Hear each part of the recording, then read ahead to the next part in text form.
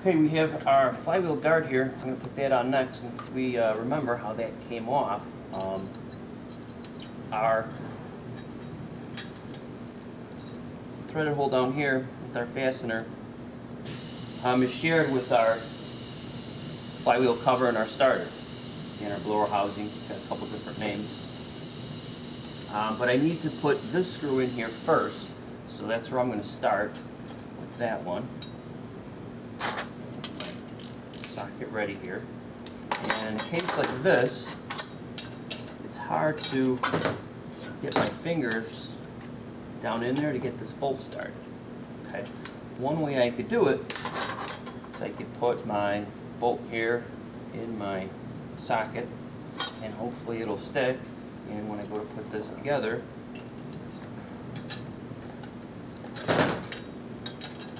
try and stuff it down in there. Okay. If it falls off like it does, a little trick I'm going to show you. You can take your socket here, a little piece of tape or a little piece of paper, and I'm going to stuff it in my socket so that way my screw doesn't fall out. Okay. So I'm going to put my guard back on. My screw in there. And again, I want to make sure that I'm not cross-threading it, and I still just want to start it by hand. And there, start it by hand. I got it threaded in at least two turns, and then I can go ahead and snug it down. I want to make sure that I'm not blocking my hole down here for my blower and starter housing bolts. Okay, I'm just going to snug that down. Make sure my socket doesn't stick to that bolt because of that piece of paper. My little piece of tape out of here.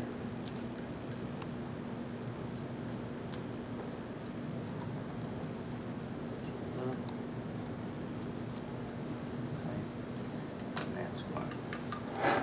The reason this guard is on here is because when it's running, I don't accidentally put my fingers back there. Okay, my fingers go back there, my flywheel is spinning. I could chop off the tips of my fingers, so that's why they put that guard in there. Okay.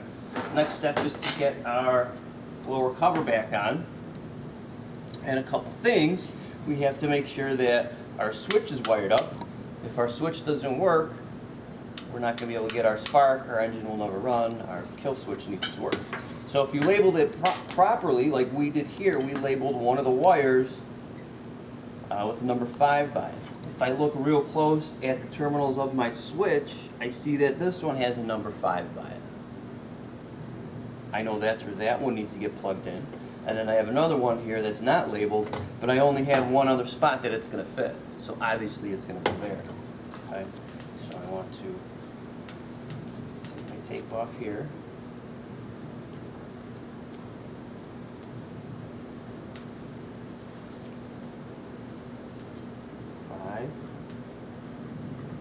Plug that in to where that needs to go.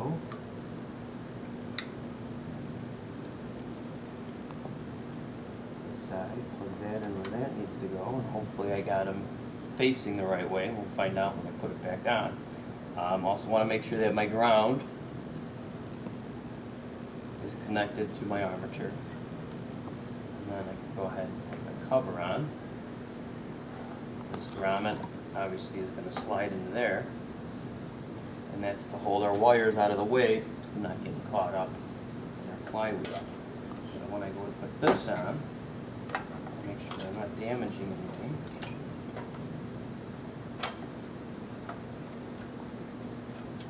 Slide this in here.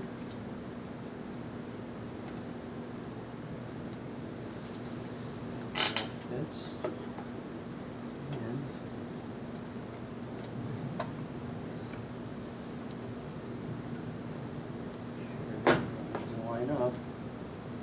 Lined up, and that looks pretty good there. And while it's on there,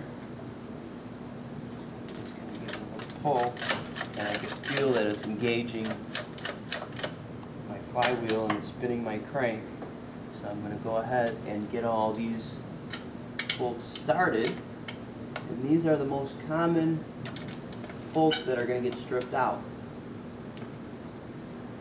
Happens every class, every year. A dozen people who do it. Once you strip them out more than once, you can't really repair it. Okay. So I'm just going to get them all started. That one is just started. I'm going to go opposite side. I'm going to start this one. Again by hand. I got a couple turns on that one. This one might be a little difficult because it's holding our guard and our starter cover. So make sure that one gets started by hand. If it's not turning by hand, it's cross-threaded. Don't put a wrench on. And then my one up here, my final one. This one started, and you can see that my cover is still loose. That's a good thing. If I snugged all those down right now, I wouldn't be able to get this one in. It wouldn't be loose enough. So go ahead and try and get this one started.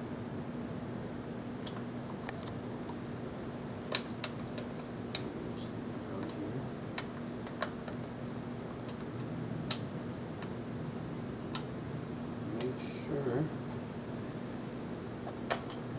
by hand.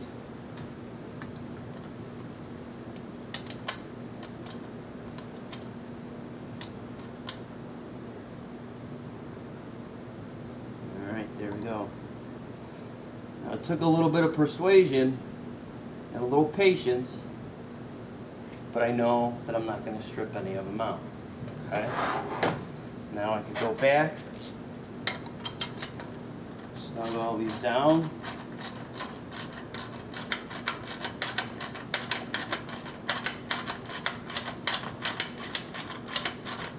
And all my turns are easy, then it gets tough.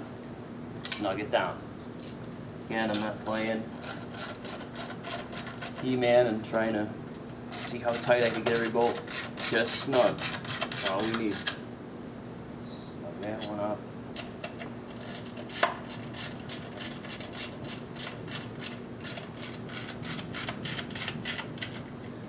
Snug that one up.